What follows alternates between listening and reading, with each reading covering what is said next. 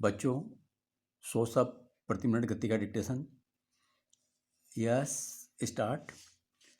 राहुल गांधी ने भाजपा एवं राष्ट्रीय स्वयंसेवक संघ पर निशाना साधने के लिए जिस तरह हिंदू और हिंदुत्व में अंतर बताया, उससे यही लगता है कि वह अपनी ही पार्टी के वरिष्ठ नेता सलमान खुर्शीद से प्रेरित हो गए, जिन्होंने हिंदुत्व को आतंकी संगठनों बोको हराम और इस्लामिक स्टेट जैसा बताकर एक बड़ा विवाद खड़ा कर दिया है।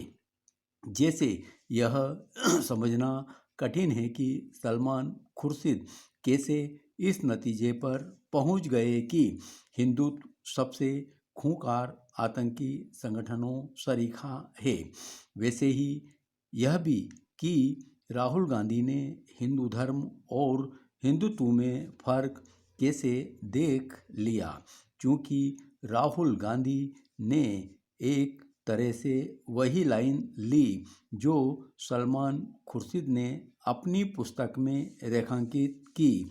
इसलिए यह तय है कि अन्य कांग्रेस नेता भी उनकी बात को दोहराएंगे। सच तो यह है कि उन्होंने ऐसा करना शुरू भी कर दिया है। अच्छा होता कि कांग्रेस को इसके नतीजों की परवाह होती, क्योंकि सलमान खुर्शीद और राहुल गांधी हिंदू धर्म को बदनाम करने का ही काम कर रहे हैं।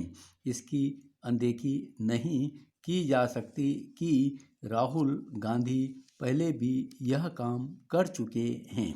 वह जिहादी आतंकी संगठनों से कहीं ज़्यादा खतरनाक हिंदू संगठनों को बता चुके हैं। इसी तरह यह भी किसी से छिपा नहीं कि कांग्रेस नेताओं की ओर से किस तरह भगवा आतंकवाद का जुमला उछाला जा चुका है। यह महज एक दुर्योग नहीं लगता कि कांग्रेस के ही एक अन्य नेता राशिद अल्वी ने जय श्री राम का नारा लगाने वालों को राक्षस करार दिया। यह हैरानी की बात है कि खुद को जनेऊधारी हिंदू एवं शिव भक्त बताने और उपनिषदों का अध्ययन करने का दावा कर रहे राहुल गांधी इस बुनियादी बात से अनजान रहना पसंद कर रहे हैं कि हिंदू धर्म और हिंदुत्व में कोई अंतर नहीं।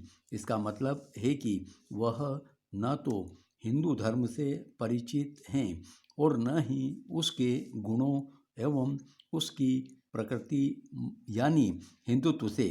इससे इनकार नहीं कि कांग्रेस को भाजपा संघ के साथ अन्य हिंदू संगठन रास नहीं आते, लेकिन इसका यह मतलब नहीं कि वह हिंदुत्व को बदनाम करने का काम करे और इस बहाने हिंदू धर्म को नीचा दिखाए। जब हिंदुत्व का समस्त आधार ही हिंदू धर्म है और हिंदू संस्कृति को वही परिभाषित करता है, तब फिर राहुल गांधी या फिर सलमान खुर्शीद यह कैसे कह सकते हैं कि ये दोनों अलग अलग हैं। हिंदुत्व को हिंसा और नफरत का पर्याय बताना एक तरह से हिंदू धर्म पर प्रहार करना है। हिंसा की घटनाओं को किसी धर्म विशेष से जोड़ना एक शरारत ही है। यह शरारत तब और स्पष्ट हो जाती है जब इन घटनाओं का उल्लेख करते हुए धर्म विशेष की चर्चा की जाती है। मणिपुर में असम राइफल्स के काफिले पर घात लगाकर किए गए हमले में कर्नल विप्लव त्रिपाठी समेत 5 जवान जिस तरह बलिदान हुए, वह सुरक्षा तंत्र को झकझोरने वाली घटना है। यह घटना इसलिए कहीं अधिक भयावह है क्योंकि इसमें कर्नल की पत्नी और बेटे की भी जान गई। इस हमले के पीछे मणिपुर में सक्रिय पीपुल्स लिबरेशन आर्मी नामक समूह को जिम्मेदार माना जा रहा है, लेकिन यह हमला अन्य किसी गुट की भी करतूत हो सकती है। आमतौर पर मणिपुर और पूर्वोत्तर के अन्य राज्यों में सक्रिय हथियारबंद गुटों को उग्रवादी समूह कहकर संबोधित किया जाता है, लेकिन उन्हें आतंकी संगठन के रूप में ही चिन्हित किया जाना चाहिए। उनकी गतिविधियों को भी आतंकी हरकतों के रूप में रेखांकित किया जाना चाहिए और उनका मुकाबला भी उसी कठोरता से किया जाना चाहिए जैसे अन्य आतंकवादी गुटों से निपटा जाता है। यह ठीक है कि मणिपुर के मुख्यमंत्री से लेकर रक्षा मंत्री और प्रधानमंत्री तक ने इस हमले के लिए जिम्मेदार आतंकियों को बख्शे न जाने की बात कही है, लेकिन यह सुनिश्चित करने की आवश्यकता है कि न केवल इस हमले के दोषियों को ठिकाने लगाया जाए बल्कि उनके खुले छिपे समर्थकों पर भी प्रहार किया जाए। इससे इनकार नहीं कि बीते कुछ समय में पूर्वोत्तर में हिंसा, अलगाववाद और उगाही में लिप्त किस्म किस्म के समूहों की गतिविधियों पर एक हद तक लगाम लगी है, लेकिन इसकी अनदेखी नहीं की जा सकती कि ऐसे समूह रह रहकर सिर उठाते रहते हैं और जब तक सुरक्षा बलों को निशाना भी बनाते हैं।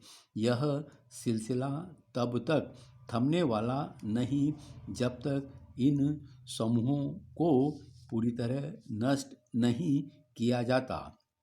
आमतौर पर उनकी सक्रियता में गिरावट देखकर यह समझ लिया जाता है कि वे कमज़ोर पड़ चुके हैं, लेकिन यह मानने के अच्छे भले कारण हैं कि इस दौरान वे अपने को नए सिरे से संगठित करते हैं।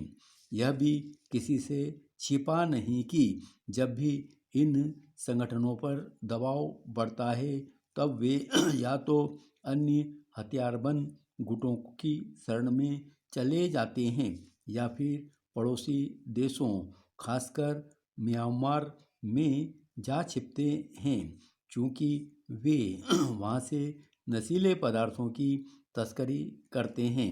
इसलिए पूर्वोत्तर में अलगाववाद के साथ एक बड़ी समस्या ड्रग्स का बढ़ता चलन भी है, क्योंकि पूर्वोत्तर में लंबे समय से सक्रिय अलगाववादी गुटों ने उगाही को एक धंधे में तब्दील कर लिया है। इसलिए जब तक उनके आर्थिक स्रोतों पर चोट नहीं की जाएगी तब तक बात बनने वाली नहीं है।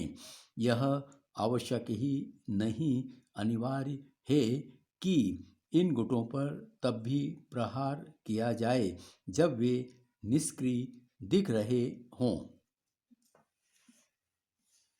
धन्यवाद।